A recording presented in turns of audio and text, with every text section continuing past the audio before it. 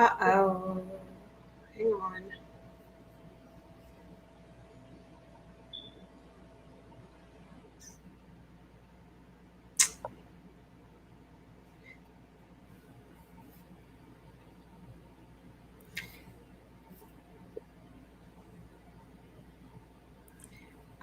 Tony, can you hear me? Oh, there we go. Okay. All right, we are live. We lost connection to the broadcast for a second, to the Jane Unchained News Network, but we got it back. So thank you for joining me for another week. I'm Carissa Kranz. This is The Laws That Matter. We are here to talk about how human law is an intended version of higher laws, universal laws, spiritual laws. And this week we have the UP Unity Convergence Conference, which we just spoke at, or I just presented at. And we also have today a very special guest who is also going to be presenting at the Unity Convergence Conference. And without further ado, let's go right into it. With me today is Dolly. Hi, Carissa. Dolly, nice to see you. Thank you for joining me. Dolly is an animal activist. She is a producer of a documentary film. She is Ahimsa as a human being. So tell us, what is Ahimsa? Yeah, so Carissa, before I start, I saw your video with Dr. Shayla Shrow on the UP Convergence, Woodstock 2020. It was very powerful, very powerful. Thank you. Yeah. Sometimes it's nice to just be able to talk and go with universal flow. I was so busy that day, I didn't have much time to think and prepare, but I did feel in flow when I was just in the moment. And he gives me such peace to look at. You know, you just see him on screen nodding, and it's just this silent sense of confidence that he's got your back. So when are you speaking? So you said that the night, what date are you speaking or presenting? September 19th at 3:30. And what will you be talking about or making? So I want to make a delicious mango milkshake, which is very popular in India and Indian restaurants, or like a mango lassi. And then I'm going to be talking about why dairy is not Ahimsa. Okay, so let's now let's back up. So who are you exactly, and then what is Ahimsa? Give us a little bit about your background. Yeah, so I'm born Indian. I'm a Gujarati Brahmin. I come from a Brahmin family. And we came to America, just when I was 1 year old. So I was born the American way: popcorn, pizza, burgers. Even though in our house, we only ate vegetarian. Mm-hmm. But when we started school and the school lunch program, I think my parents just felt we're going to be living in America and let them go ahead and eat at the lunch school program. So out of the house, we were eating non-veg. And I was pretty much disconnected all my life until I started meditation. That's just how all this came about. And how old were you when that started? Well, I don't want to say the age, but about 6 years ago. 6 years ago, I started meditating, and I'm following this Taoist teacher called Mantak Chia. And he always says to meditate in nature, meditate under a tree. The tree will change your life because trees have a lot of wisdom. So in the beginning, I would exchange oxygen and CO2 with the tree. I would put my hands down on the soil of the tree and ask the tree to get rid of all the toxins in my body and decompose them to positive energy. So soon after this, I started getting into juicing. I started watching Charlotte Garrison's videos. They're located in Mexico, and they're curing people of cancer of this carrot, ginger, apple juice. I started getting into juicing, and then came smoothies, then came lemon water. I wasn't a vegan yet, but I felt really good about it.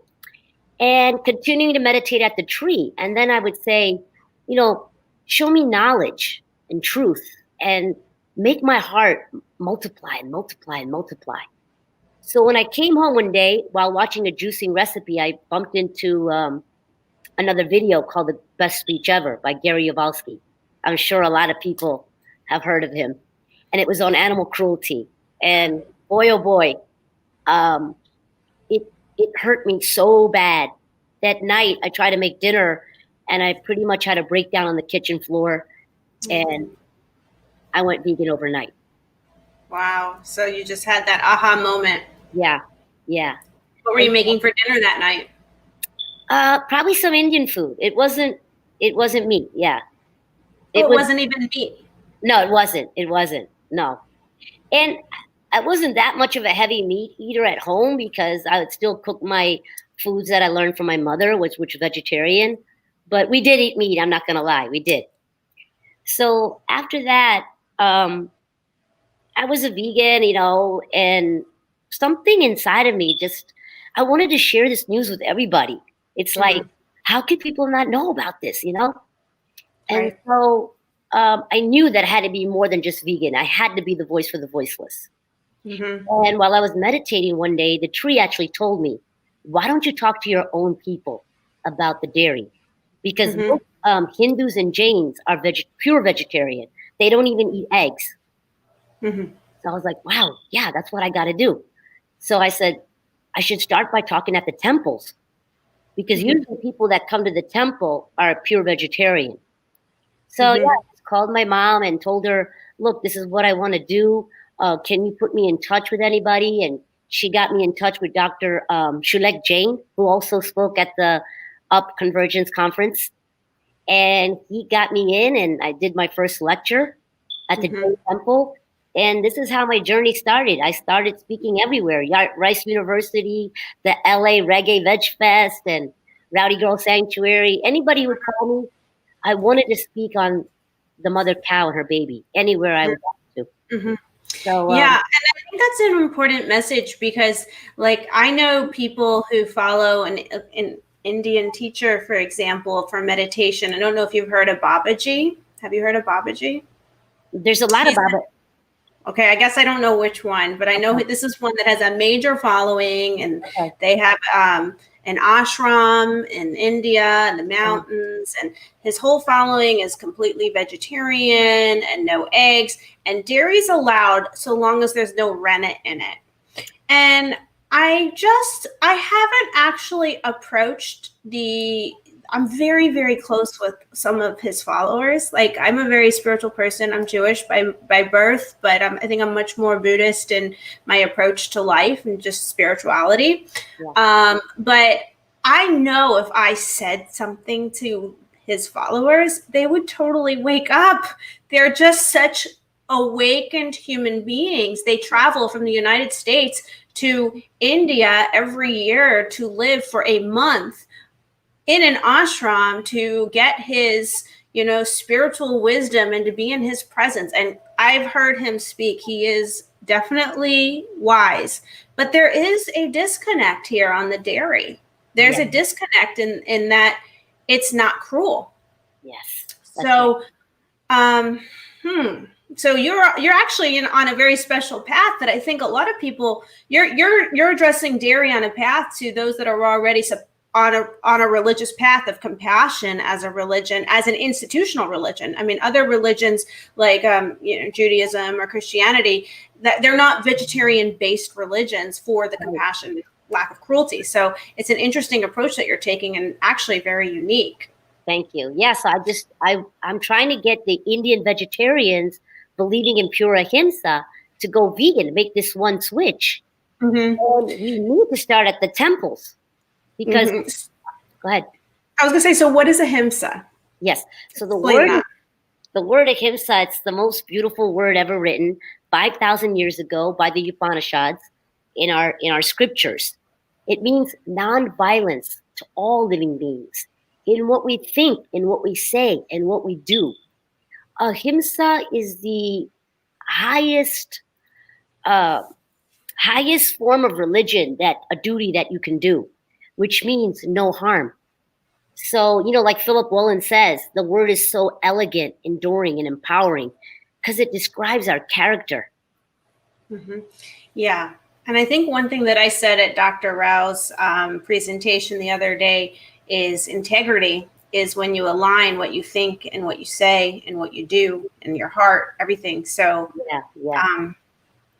I like that. Ahimsa is basically aligning with integrity to make your compassion reflective of your character in this world. Exactly. So you made a documentary. Yeah, so we're in the process of it. Okay. It's called the land of Ahimsa because India is known the land of Ahimsa. Oh, But, I just you know, realized I have Ahimsa spelled wrong at the bottom, and that's a quick typo. I'm going to fix it. okay. So tell us about a land of Ahimsa. Yeah, so India is known for this, but we have gotten so far from this word. People think in India, there isn't dairy abuse. And I visited India, and there is. I mean, I went to a dairy farm. And that's unique because in India, cows are supposed to be considered holy, right? Yes, and let me show you. I got a beautiful statue here. Can you see? Yeah. Yeah. Wow. So this cow is considered Gaumata, which means mother. And Lord Krishna says all these gods live within the cow. So we are never ever supposed to harm the cow. She's our mother. But this is the opposite of what's happening. People still think that, well, a long time ago, a lot of people had cows in their backyard. And they would treat it like the mother. They would take care of this cow and her baby all her life. But in today's time, we just don't have that kind of land, that kind of space. That's not going on anymore. And so I did visit dairy farms. I did see a rape rack. I saw, vials of drugs all over the floor with syringes. And let's say what a rape rack is. Like we know what that is, but some people watching may not know what that is. Right. So it takes about 8 men. It's like a stall. It takes about 8 men to hold her down. And it's artificial insemination. It's a crude procedure that involves a farmer inserting one arm up into the elbow, into the cow's rectum, through her private area, into the uterus without any painkillers. Now, if this was done to a human, it would be called rape. But because we do it to a cow, it's called artificial insemination. It's so wrong. It's so wrong. And in India, the smallest villager in India knows how to inseminate. There's no vet required. So, not only are we exploiting them here in America, yes, this is going on in India as well. Mm-hmm. And what about, how do they get the sperm from the male cow? Well, the same thing. It's called electroejaculation. Or I don't know how, in India, they force the bull to have sex with the cow too. But here in America, we use electroejaculation. It's a very crude procedure, and they collect the sperm that way. So the male's being raped and the female's being raped, and this is rape milk. And we're pouring rape milk over the God that we love at these temples? How? We can't do this. No. And then we're raping them of their own children. That's right. Because, at the time of birth, the baby is taken away just so humans can drink what nature intended for the calf. Now, in India, many times they will kill that baby. They'll stuff it. I think it's called kalbacha. They'll stuff it and put it next to the mom so she'll start producing milk. Or the male calf will go to leather, soft leather. I did not know that. I did not know that they would kill the baby and stuff it in order for the mother to have some kind of biological production of milk. That's horrible. It's horrible. Is that just in India? Yeah, in India. That doesn't happen here? Not that I'm aware of, no. Okay. And, otherwise, the farmer starves them and says nature took the calf, or they're put on the streets. Now, in India, you'll see cows all over the street, and they're eating plastic, and they'll die that way. Wow. And what about the leather industry? Yes. In India? I'm curious. I mean, here we are. I've been to India, by the way. I went in college. Oh, wow. I went to Chennai. Yes. I went to New Delhi. Yes. I went to Agra, and I went to Jaipur. Wow. And it is amazing how you do see a lot of vegetarian restaurants and options. And you see cows literally roaming the streets just free in the midst of traffic, which... Yes. And those are the male cows that nobody wants, or the female cow that can't produce milk. So, wow. Yeah. And they get run over. They get into many accidents. If they get really weak, predators can come and eat them up. It's just really sad. But when you mentioned vegetarian restaurants in India, when I went to India, now it's so easy. You can just tell them, hold the ghee, hold the dairy, and you can get, where I come from in Gujarat, a lot of our food is vegan by default. The vegetable, the dal, which is the lentil, the rice, and the roti, which is the chapati, the bread. It is vegan. And it's so easy to veganize Indian food. It really is. Yeah. But what was your question again? But let's address, I want to know about leather. Oh, yeah. Is leather a big market in India? Yes. So I don't know if you knew, but India is one of the largest beef exporters in the world. And we're the second largest leather producers in this world. I didn't know that. Yeah. And how could this be when the cow is considered holy and sacred? But and let me ask you something. Are you saying that the land of Ahimsa is supposed to be India is supposed to be the land of Ahimsa? Or are you saying that we need to be living in the land, we need to become as a planet, the land of Ahimsa? Well, both. It is considered land of Ahimsa, but we've gotten far from this word. We need to return to our roots, return to salvation, equality, peace, harmony, freedom to all living beings. Dairy's become so commercial. We're not living in Lord Krishna's time, which is our God, who was a cow herder. I mean, we can get into that in a minute, but let me get back to the leather. Yes, so we're the second producer of leather. And so all these cows, especially the buffaloes, when I talk about milk in India, people are drinking goat's milk and buffalo milk. And buffaloes have no protection. Cows might have some, but buffaloes have none. So they're just getting skinned alive. And, over here, when we want to buy that fancy purse, I don't want to mention any designers, but these are our Indian cows and our babies, because soft leather comes from our baby calves, which is even more money. I didn't know that either. Yeah. I didn't know that soft leather was from baby calves. Where did we go so wrong? I don't know. I don't know how, well, Carissa, it all comes down to greed and money. All greed and money. It's that's why we got to get this education awareness out there. I feel like we all have this compassion in our heart.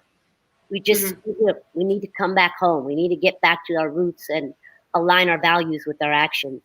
I know. I love it when Dr. Rao said that many of us are already vegan of heart. We're vegan and we just don't know it yet. We might not be eating a vegan diet on our plate, but we're really vegans of heart. We just haven't exactly made the connection, and we lack the education out there because there is so much widespread commercialism that's surrounded around the meat and dairy industry, where they train us and wire us to think that it's good for you and it's protein and it's calcium and happy cows and or humane meat. I love that one, humane meat. There's such a thing as humane murder.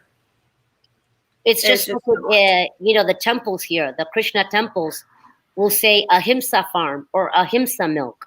It's the same thing like saying humane meat. There's no such thing as Ahimsa milk. You still have to take the baby away 2 times a day so we can get that milk.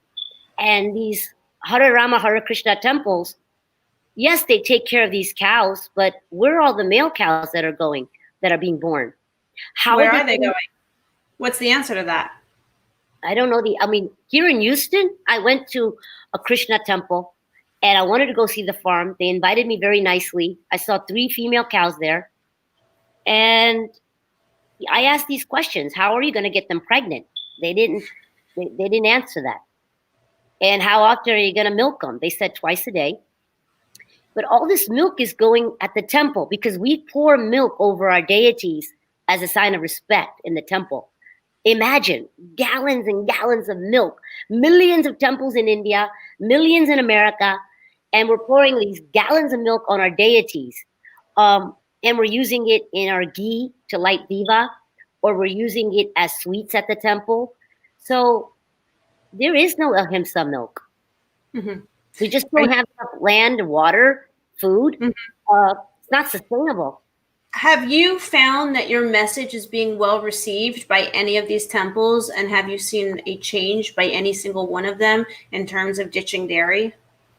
Okay, so The first time in the Jain community, yes, they're very open to this. So, and let's explain to others here, like the Jain community. Like the Jains will walk around with, we're all walking around with masks now, but the Jains would walk around and cover because they don't want to kill any insects, right? No, or microorganisms, because they truly are trying to have a compassionate existence and have the smallest footprint possible on this planet.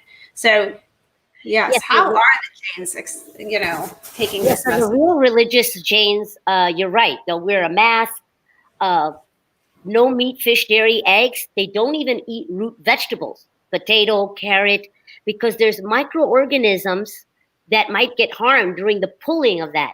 So they don't even eat root. They really live by Ahimsa. So the Jain community is really receptive to this. Mm-hmm. And the first temple that I spoke at, the president there became vegan afterwards. I started like a WhatsApp group with all the ladies that come to the temple. And we started exchanging recipes. That's all it took. Exchange recipes on how to make something vegan. And so many ladies from the temple went vegan, and the president went vegan. I would think that if they make the connection, they'd be receptive, because when you're already vegetarian, you're already somewhat, you're awake, right? You're on the path. A lot of people who aren't vegan or vegetarian are already on the path of compassion. So when someone points it out and says it, they're going to expand their consciousness more and accept it. I didn't mean to interrupt you on that, but I just think that they're going to, if they're Jain or vegetarian for the right reasons, not because they were born into it and it's just cultural and they're just sleepwalking through life with that diet, but if they're committed to it as a moral decision to be vegetarian, how can you not evolve with education? Right? Well, here's the thing, a lot of Indians are so addicted to that dairy. Sometimes it's easier to go vegan, be a meat eater and go vegan. But the Indian community, they don't want to take that step. And the truth is the addiction. Yeah.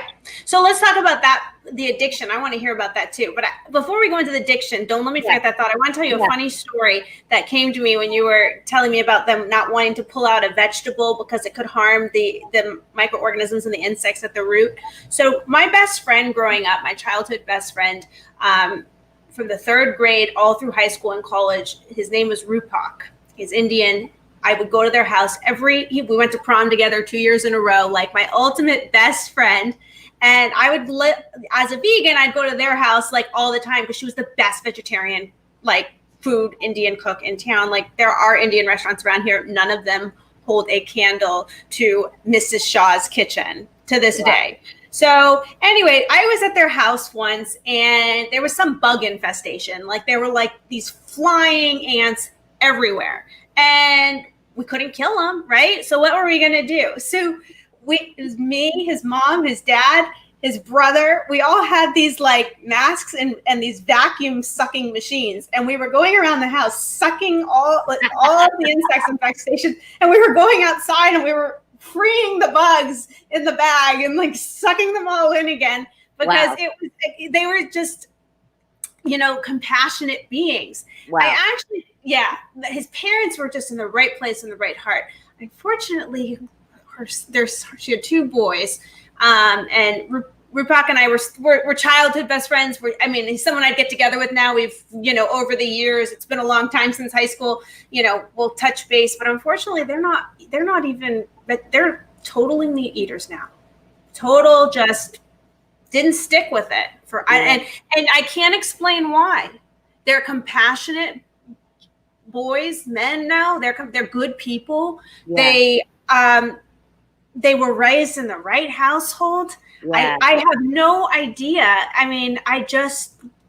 When I see them, I can't really say much. They know where I stand, and they know what, and their parents don't know. Yeah, of course not. Because in the Jain community, like our parents knew, but in the Jain community, there's no way you could tell your parents, because they hold that the highest virtue, ahimsa. There's no meat eating. But that funny story you told me reminds me of, now that I've gone vegan and all of us have gone vegan, we don't want to kill a spider in the house, right? Now we try to pick it up and take it outside. Or before we kill a fly, and now I'm telling my son, no, don't kill it, you know. Oh yeah, that happened. That happened to me. My dad just visited me during COVID, and I had a roach in the house. And my dad was going to kill it, and I was like, "No, stop! You can't kill it." Just sweep it and take it out. Yeah. So he went. I'm like, I gave him a cup and a box. I'm like, "You got to rescue it, Dad. You have to rescue the roach." And he looked at me like I'm dealing with a lunatic right now. But okay. So he tries to rescue it, and it finds a crevice and hides and goes up the wall, and it gets away. He couldn't even rescue it out. And then the next day, the roach appears again. So he had his box ready and the broom ready, and we swept the roach out the door. But yeah. Yeah. It's true. I mean, you just start seeing things differently. Everything is, you see the whole world through a different lens. So yes, the Jain Temple made a lot of changes because the president went vegan. So every Sunday when they would have a gathering in their chai, this is the hardest thing. Indians don't want to go vegan because of the chai. We're addicted to our morning chai, and chai is good too. It's so good. So but it can be made non-dairy. Exactly. So she started putting all types of soy milk, cashew milk, didn't tell anybody. So every Sunday at the temple, they were serving that kind of tea. And then slowly they made the using coconut oil instead of ghee to light the candles in the temple. And slowly they're making changes. So I was so happy to see that. But the Hindu temples, where I'm Hindu, having a lot of hard time getting in there and talking to them. They just don't want to budge. But aren't they Hindu for the? Why are they vegetarian? Isn't it for compassion for the animals? Exactly, Ahimsa. But this is it's so embedded in our culture. Like our God, Lord Krishna, he was a cow herder and he loved ghee. There's never a picture of Lord Krishna depicted drinking milk as an adult. Mm-hmm. But baby Krishna loved ghee, which is clarified butter. And so everybody will say, Lord Krishna had it. And if God could have it, it's holy and there's nothing wrong with it. And they still want to stick. This was before Christ. And today, we have close to 8 billion people on the planet. What are we going to do? Keep making these cows pregnant and increase the population rate year after year? It's not sustainable. Mm-hmm. So it all comes down to they're addicted to it and they don't want to give it up. So does dairy have addictive qualities to it beyond the cultural addiction? Is there actual properties in it chemically that would make one addicted to it, like sugar does? Yeah, there's casein. So in the human body, that's casomorphines. And just like the high we get from morphine, we get the high from milk. I mean, people can't give up cheese. Dr. Bernard, go ahead. Mm-hmm. Is there a vegan substitute that would give them the same high? I don't know. Or do they need to wean off of it? I don't know the answer. No, I was born and raised vegan. So yes, that's right. You're awesome. I mean, I was born. I've never eaten an animal. I mean, there have been times in my life where, like, I would have had dairy. I mean, where I was never in the house, never growing up. But I mean, yeah, you go through life unconscious to a point until you get conscious, and now forget it. Like, I went to a Chinese restaurant last night with my dad, and they brought out the fried noodles on the table. And I said, were these fried in a mixed fryer in the back, or were these fried separately? And they said, oh no, it was a shared fryer. I go, okay, I can't eat your fried noodles. Yeah. But that evolved, right? That evolved to when you start understanding just everything. Yeah. It just, so, well, it does. I've never been a dairy eater, but yeah. It does take 21 days to change that palate. For me, though, it was overnight because I didn't want to be a part of fear and slaughter and anxiety, and I didn't want to ingest this anymore. For me, it was just boom. It didn't matter. But it does take 21 days for that palate to change, and everything else, it tastes great. I can veganize anything, and it tastes delicious. Mm-hmm. Mm-hmm. Yeah. So you're going to be veganizing for the UP Convergence conference a mango lassi, right? Well, it's mango milkshake, which is my favorite, which is very similar. Lassi is yogurt, And mango milkshake is with the milk, but very similar. So what are you going to be making that's different? What's the substitute without dairy? So I'm going to be using oat milk, which I'm really into right now. I used to do oat milk is great because it's creamy. So creamy. Yeah. Yeah. So all the other ingredients, mango and mango pulp and sugar, that's all vegan. I don't even put sugar in it because it's sweet. So that's an option if you want. And then ice cubes.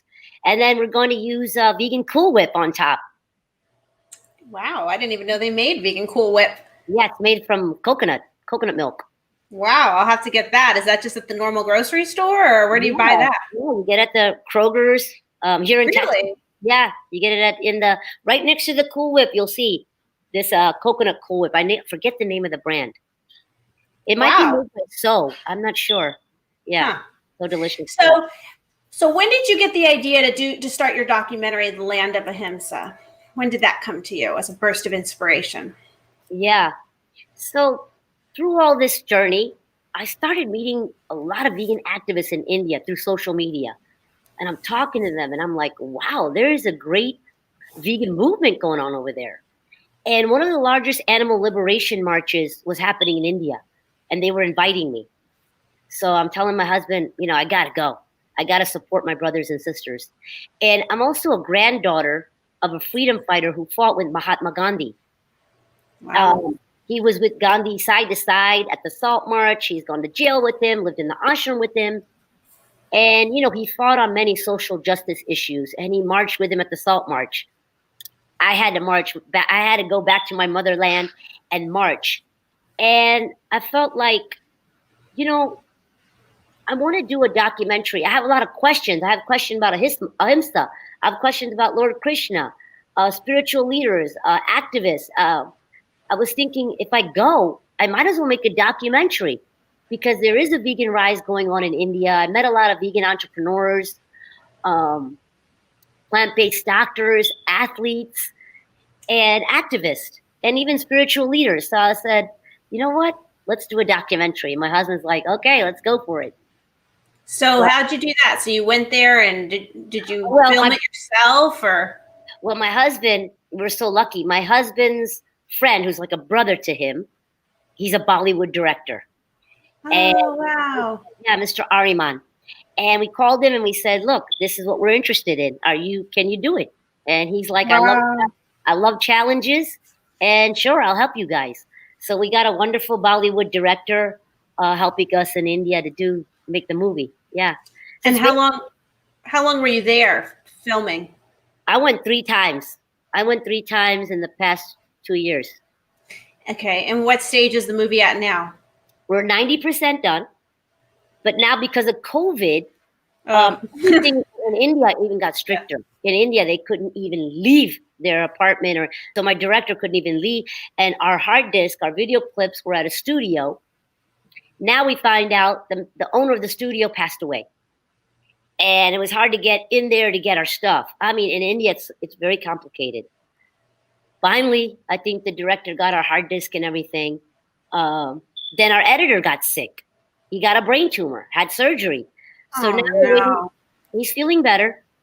So fingers crossed, he's got to get a work pass to go to Pune and go to the editor and get all this done.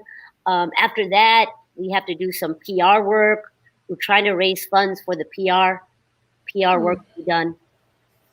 So hopefully soon, a few months, I lost my audio for a second. Can you hear me? Yes. Okay, there you go. Yeah. All right. I lost you for a second there. So what was the last thing you said? For some reason, the audio went out. I wanted to show a trailer of the movie, by the way. Oh, yeah, that would be great. That would be great.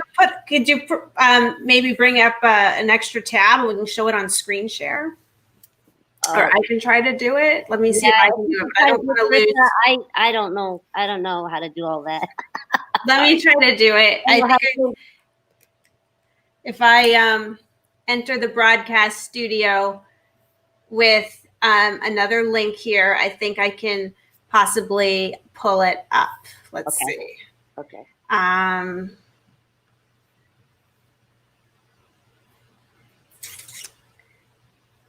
Oh, hang on a second.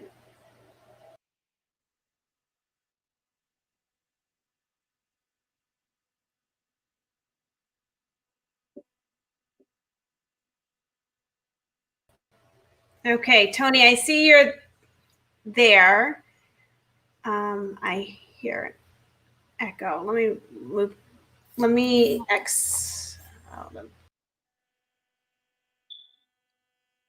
If you can't find it, it is on my. We have the land of. Oh yeah, did you find it? I have my social media manager who helps me produce these shows logged in. I see him backstage, so I want him to play it if he can hear me. Okay. He has, before the show, he was trying to show me how to use screen share, and I see he's trying right now. So he's pulling it up. So yeah, so Tony's a vegan as well. And Tony. Yeah, let's see if I could maybe highlight. So Tony, I don't know if we can hear your audio. Let's try to play. I love how it says Dollywood. Yes, that's me, baby. Dollywood, baby. Let's see. Dollywood Films, yep. Are we supposed to be hearing something right now? Yeah, there should be music. Tony, any ideas?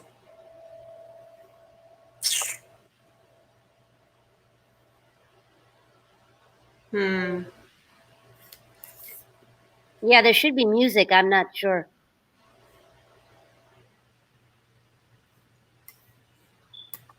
Is there a way to get the music on?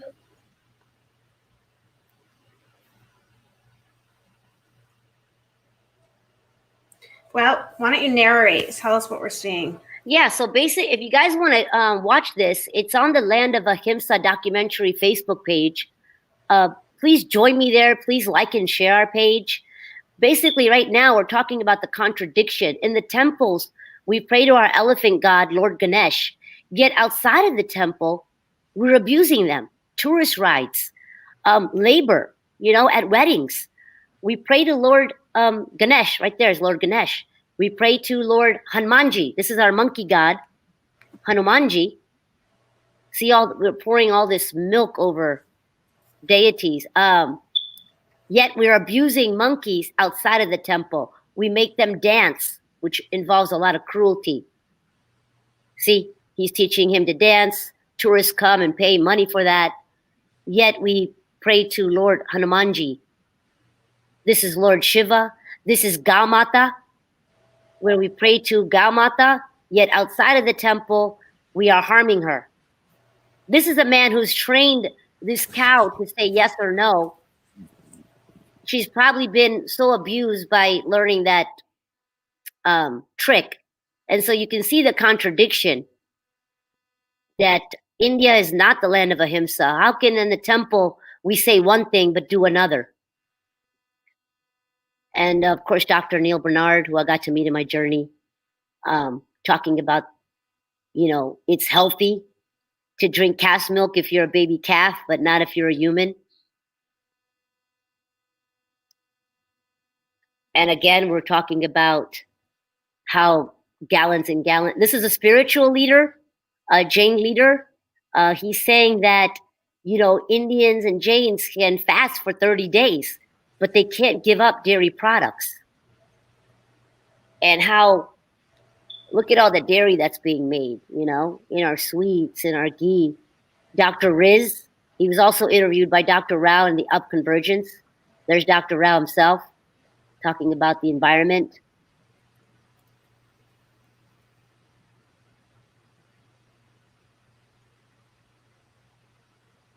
All kinds of milks that are made. Jane, my girl. Yeah, Jane. Yes. Her network. That's right. And she also, talks so nicely about the environment. So I had to have Jane. It's basically everybody I've met in my journey that I wanted to meet and interview. So please do catch us on the Land of Ahimsa documentary, Facebook and Instagram. Mm-hmm. Of course, we get a little bit into this, that pandemics, all kind of pandemics come from eating animals. So the best thing we can do is go plant-based, go vegan.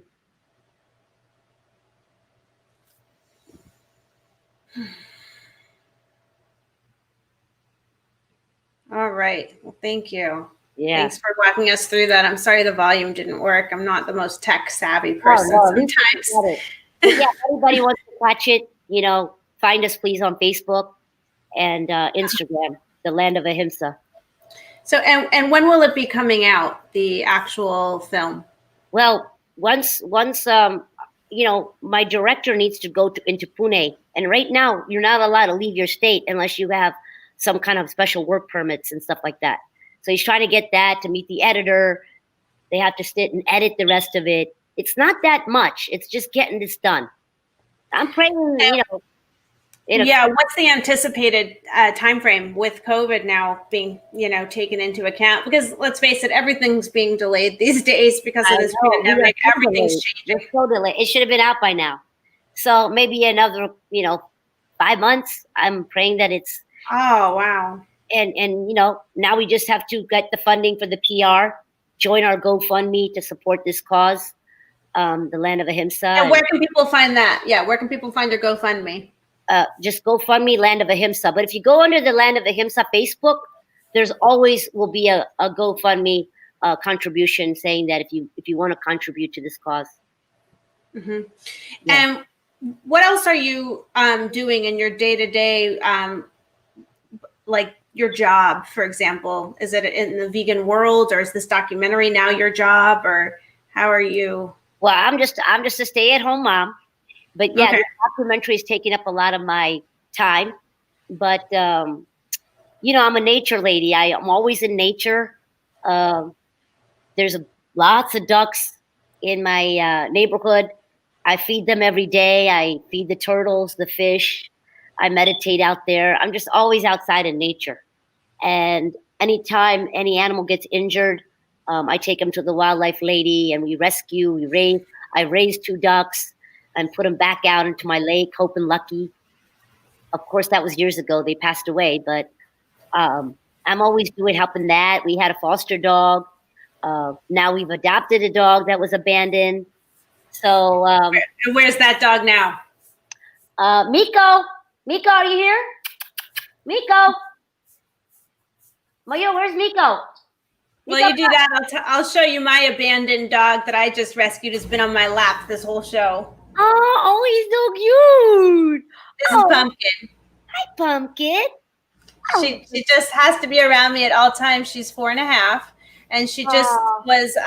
She had an infected uterus, and so her owners, I guess, couldn't afford the surgery. It was like a $3,000-4,000 surgery. So they surrendered her, and now she's fine. She had her surgery, and she's just the most attached thing, though. Like she is so afraid of me being out of her sight for a minute, a second, not even a second. It's like their eyes get so big and worried, right? Oh, she's so precious. She's so precious. Yeah, so that's what I do. And I was supposed to speak at the Young Jane conference, but for COVID, that got canceled. So, of course, I speak anywhere that I'm called to speak. So when the documentary comes out, make sure you reach back out and let us know. So hopefully we can, show the trailer again and promote it for you and get the word out. I think it's such an interesting angle. I've had a couple people on the show who have done their own documentaries, like John Lewis, Badass Vegan. Yeah. And I had Jasmine Leva, who did The Invisible Vegan. And I saw that. Yes. Yeah, it's a great documentary, you know, and what I love is how you guys are taking the vegan message and applying it to your own cultural upbringing and your own cultural experiences, where you can speak to people where other people cannot reach that audience because they're not from that background. It's like asking me to say to somebody what it's like to become vegan when I've been a vegan from birth, right? I can't do that. I can't relate. People can't relate to me in that sense. But, I can talk on the topic. I can say my own stories. But to be able to come from a framework within which you were raised and how you evolved, you can speak to people because they're going to relate to you. And that's what they've done as well with their documentary. So it's so important. Is there another documentary out like Land of Ahimsa that is dealing with the vegan aspect and dairy with Indian culture and religion, where it is supposed to be a compassionate, India is a culture based on compassion for the most part. Yeah. Well, Carissa, there is a lot of YouTube videos that talk about this. They're excellent. I don't think there's a full feature documentary, but not only am I covering dairy, we're covering, there's a lot of chicken eating going on in India. And also the standard American diet, the McDonald's and Subways and Pizza Huts are coming into India. So we're talking about that. We're talking about the health, the environment, the animals, not just the dairy. It's going to be a holistic approach. I can't hear you. Can you hear me? I can't hear you. Can you hear me now? Oh, yeah. Hey, Carissa. I guess, whatever. Live TV, right? Yeah. But yeah, we're going to be covering what I was trying to tell you is. I heard it all. Oh, good. You just couldn't hear me. Okay. Yeah, I heard it all. So I just did the doctor show on Sunday. I was with their legal expert, and I had to do it live from right here on CBS News. Oh, wow. And the anchor of the show, but theirs wasn't live, right? So the anchor, they did the whole thing, and right when they went live, he had a technical problem in studio, CBS, whatever. But it wasn't live TV, so they get to say stop, cut, redo. So anyway, but that's what I think what makes live so fun. Yeah, right? This is all natural, baby. Yeah, exactly. All natural. Sure. It says dairy is not ahimsa. Yeah. And this is basically a mother cow and her baby. So, we're going to have this on our website. We'll have a link. Anybody who wants to spread the message, wear the T-shirts. And you sell the shirts as well on your site? We're going to be putting a link out soon. Yes. Great. Okay. So last chance, tell everyone where to go, where to find you. Yes. So join me, The Land of Ahimsa on Facebook, Instagram, The Land of Ahimsa. And our website is thelandofahimsa.com. And you could see all the people that we met and on some of our trailers. And thank you so much, Carissa, for interviewing me. And it's a pleasure to meet you. I've heard a lot about you. I know you interviewed Dr. Rao. I know we have a lot of the same mutual friends. So it's lovely to meet you, and you're doing great things. So definitely keep me posted. I'd love to have you back. Thank you so much. Thank you so much. Yeah. Namaste. Okay, namaste, and I'm going to tune in on the 19th because I want to learn how to make that mango latte without yogurt, with oat milk. Yeah, I'm going to do the milkshake, but the lassi, I'm going to explain it. It's basically yogurt, same thing. So I guess a mango lassi is with yogurt, a mango milkshake is with milk. Right. But I'm used to going to Indian restaurants and knowing what the lassi. Maybe that's what I should do. But I personally love the mango milkshake. But lassi, I'm going to explain. Instead of the milk, we're going to add yogurt to make the lassi. Well, and they can always substitute vegan yogurt instead of vegan oat milk. Right. Yeah. So. Yeah. Okay. Well, thank you, and we'll be in touch, and keep us posted on when the documentary's out. Thank you, Carissa. Thank you. God bless you, and namaste. Namaste. Okay, and now we're going to move on to the next portion of the segment, which every week we feature a certified vegan product of the week by BeVeg. As you know, if you've been following us, BeVeg just gained its global accreditation, which means we are the only vegan standard in the world to be accredited by ISO 17065. This is a big deal because vegan in general is not regulated federally and is not at all defined. So by having an ISO accredited vegan scheme, BeVeg has defined a global standard that is internationally recognized and that is accredited. We just spoke at the Unity Convergence conference this week, and the topic of our conversation, which you can see online, was BeVeg, a global vegan standard. United we stand. So this week we are happy to feature a brand that we feel is very much in line with the unity of the week. So without further ado, I'm going to bring Rachel up. Hi, Rachel. Thanks for joining us. The brand is Unity Vibration Kombucha. Rachel, tell us a little bit about your brand and how did that name come to be? Wow. So going back about 10 years, and Tarek and I, my partner, who also is a co-founder at Unity, we met about 12 years ago. It's a long story, but we've always created really, really well together. And for us, everything we've done has always been about the 2-into-1 principle, which is the unity principle, where there are more than one. There's a greatness and a unity and so much creation and beauty to be had. And when we decided to do kombucha after art and our children, we decided to name it Unity Vibration. And this is really, for us, it's about the greater good of society and how we've always been and sort of how we've really been led in life. Mm-hmm. And how long have you guys been around? When did you get your start?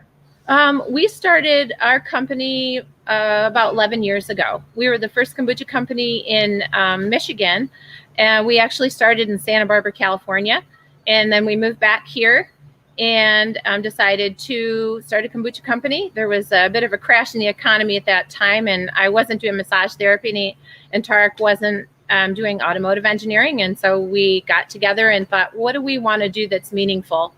And we had been making kombucha in California, selling it out of the back of our van there on our, when we weren't working. It was working. We loved it. And then we decided to become a real company here. So I love that. So that's the law of divine compensation. You took your passion and you made it your purpose and your profession. Yes. And do you guys do this and anything else, or is this it? This is your 1,000,000% full-time focus and job? Well, yeah, we don't do any. We're pretty busy here at Unity. We employ about 15 people. We really enjoy what we do, and we have 4 kids, 3 in college, and a 12-year-old too. And so it takes up a lot of time and space. We love hiking. We love, eating, going out to good vegan restaurants. My passion, I'm a formulator here, and my passion, even when I'm not here at work, is really at home, combining ingredients, herbs, and many things. I focus mostly on herbs and minerals and things like that. We're going to have a new line coming out, which I hope I get to talk about. It's called Heart Tuner. And we have a focus with our heart tuners. And one is actually called Sentient One. And it's an energy, there's a feeling or energy around some of our products, which is also part of our name, and that we're really putting intention into what we're selling. And this particular one, Sentient One, is very focused on the third eye and the heart chakra, and really that intention that there will be a recognition of other beings besides humans. And I'm assuming that this third eye and the chakra thing has to do with this you have the image there. Yes. Yeah. Mm-hmm. Yeah, it does. Thank you. I love this. So, there you go. Yeah, it got clear. So, and so you're the one who's behind all these formulas. I opened this one just now because it matched my shirt. That's why. Yay. But no, you have all these different ones. Funky ginger. You have, this is, what is this one? KPA, handmade and vibrationally infused. What should this one taste like? So a KPA is kombucha pale ale. Let me explain. We do kombucha tea, and we do kombucha beer. We're the pioneers of the kombucha beer segment. What you have is kombucha beer. That's a little higher ABV and very fun. So KPA. Yeah, the one I just opened is the beer. Yes. So elder wand is blueberry, blackberry, and buckwheat. And elderberry, of course, has a lot of antioxidants in there with some hop profile as well. The KPA is triple hopped and has juniper berry, so it's a very nice, bitter, astringent, medicinal flavor. Really super good for digestion and clarity. And I see it has probiotics and it's oak aged. Yes. Yep. Which one is your favorite out of all of these? So out of the ones you have, I guess I would say Elder Wand is my favorite. I do like some of our seasonal beers, but they're kind of limited. Like that wand makes it magical, Elder Wand. Yes. Yeah. Yeah. So what I didn't get here, but I have your brochure. It looks like I do what strawberry rhubarb. Yeah. We have a strawberry rhubarb tea. Right now our seasonal tea is called Peach Tree, and that's peach basil. Super yummy. If you are in Michigan, we have a tasting room here in the brewery, and we also distribute in 19 states. If you go to our website, unityvibrationkombucha.com, you can see where you might be able to buy it near you. So where can people get it? I know you're at Whole Foods. Yeah, Whole Foods, Lucky's in some places, Total Wine. We're not in huge, bit larger stores yet, but I think we're good where we are. Pretty large. Yeah, Whole Foods is large. Exception. That's one exception. Yeah, that's like the holy grail. Yeah. But, nice. You're nice and humble. All right. So this new brand that you're coming out with, I hope you get it vegan certified with BeVeg here. But so tell us a little bit about that. I wasn't aware of that one. A little bit more. Yes, that's in development. We will get the certification, of course, because that's really what we're all about here too. It's called Heart Tuner. And this came to me when coronavirus happened. I felt like I needed to brew something on an emotional, psychological, and a healing level on something more than just the physical. And when I thought about this, I felt like I needed to utilize not only sort of the vibrational aspect, which is intention. We use Tibetan bowls. We have Hado that we put on all the tanks as well. I love this. You're using sound bowls? Yes, we use sound bowls, and we do the process of making. Wait. Yeah, I got to hear more about this one, especially with the whole show is on spiritual laws. So to have a product that is made with sound baths. Yes. Tell me more. So what we do is, a couple times a week, we do our regular process with all of our tanks, but then either Tarek or I will go around. We have this really nice little table, I guess you could call it. We use tinctures, and we have 3 bowls. We both were certified in healing with Tibetan bowls. And so we go around to the tanks, the beer tanks and the tea tanks, and we do intuitively play the bowls and go around and really sense the energy and feel the energy, and that what we're trying to achieve here is in some way a consciousness or enlightenment for everyone to really come into who they are on with their higher self, so that just this love vibration can really just permeate the earth. And that's our intention. That's our tagline is love, health, and possibility. And we really live into this through the intention with the bowls and Hado, which is positive written messaging that we have on every tank as well. So I could go on and on about these new ways we're starting to infuse things, but No, I love this. Yeah. This is wonderful. This is right up my alley. I'm looking closer at the fine print to see if you have any messages on here. Do you? Just the love, health, and possibility on there. We do have symbols. We have the heart and the eye. The heart tuner, we're going for more hardcore with the symbols and just really amping it up a bit. These labels are a little bit, older, 2 years, but when we change labels, we're really going to start to get into that messaging again and bring those symbols in. And we want to direct people in a way that they're using their own intuition and their own curiosity to look into veganism, to look into these things that feel good. Well, and I'm seeing here as I look more closely. So when you look at I'd love to see all of them. I only have what you sent me. But when you look, from far away, they grab your eye because they're just going to be colorful, and they have a vibe. They're vibrating.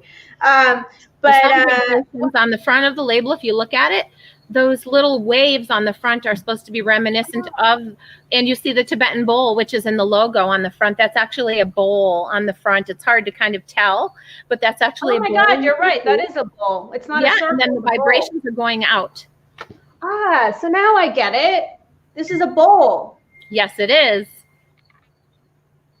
I didn't get that until you said that. I like, so when you look closely, you'll see you have like a wizard. And I love the butterfly one. Butterflies always speak to me. So you've got artwork on all these. Who does the artwork? Various people in our community. We have about 3 artists that we utilize here in our community here in Michigan. And when you redo the labels, will you be redoing the artwork or will you be keeping their artwork? I think we'll probably keep the artwork. What we'll do is we'll probably a rebrand. We won't change everything completely, but maybe we'll have more information. You know, you tweak everything as you go along. Maybe some more information about veganism or some more information about really, like I said, we're trying to get people to really think with their heart more, as the heart as an organism. The brain is important, but the heart is very important. Mm-hmm. If the heart should lead the brain, and then our actions should follow. Yes. So any final thoughts, any final words to the community? You're on a platform that's largely vegan, but we share the message out. We share it out to the world. And we want everyone to hear it. So any final words? Unity, vibration, kombucha. Yeah, thank you. I would just say, you know, if you're looking for a product that is infused and has that intention behind it and want to support someone that is vegan, I think that Unity would be a good choice, of course. I have to say that. But also beyond that, I just say what I want to say is that message really, again, of leading with your heart, and that we all need to at this time be thinking about doing that. And I would love to come on again maybe at some point when Heart Tuner is out and talk about that more extensively.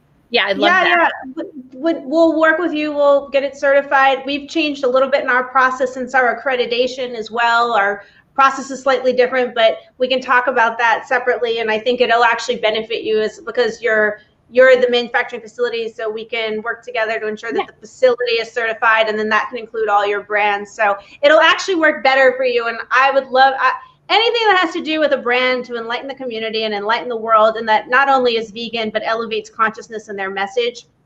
I love the sound bath thing. I still can't get over that.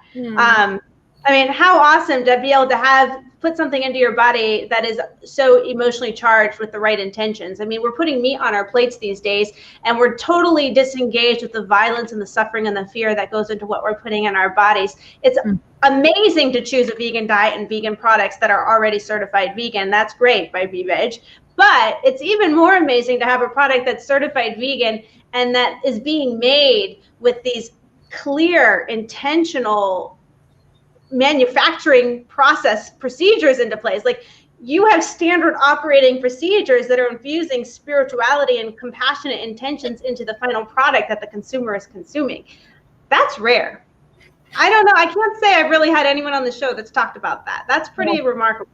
It's my dream. I live it every day. Like, I've always wanted to do this. It's so amazing. And I think everything really happens for a reason, because those of you who are just like watching this now, they were supposed to come on a couple weeks ago, and then something popped up and they couldn't make the show. And I think that this is the perfect week to be on, because it's being cross-posted and streamed along with the Unity UP Convergence conference, which is all about global peace coming together. So this is the perfect brand to be featuring this week. So all things happen for a reason. Thank you so much for having us. We feel very fortunate, and I will make sure to send you some product to try. And Heart Tuner will be really exciting to try when it comes out as well. I can't wait to try it. And last time, where can everyone find you? Where can they buy you? Yeah, I would just say, as a standard Whole Foods, like you said, that's a very easy way to find us at Whole Foods. And on our website, you'll be able to find a store locator. So unityvibrationkombucha.com, store locator, and you'll be able to get set up. Okay. And what about, can they order it offline? Will it deliver to? So we're just about to go online in the next month. So if you want to check back in about a month on the website, we'll have our online store, and we'll be able to send it straight to you. Perfect. All right, Rachel, tell Tarek thank you, and thanks for joining us, and keep us posted, and we will definitely have you back as well when you have your new brand. Thank you so much, Carissa. I appreciate it. Thank you. And thank you everyone else for joining us for another week of The Laws That Matter. We'll be back next week, same time, same place, at noon on the Jane Unchained News Network, and that's noon Eastern Standard Time. See you then.